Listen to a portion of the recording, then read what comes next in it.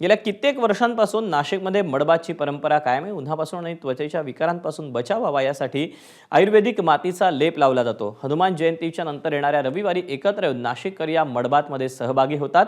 आजही अशाच पद्धतीने नाशिककर एकत्र आले होते।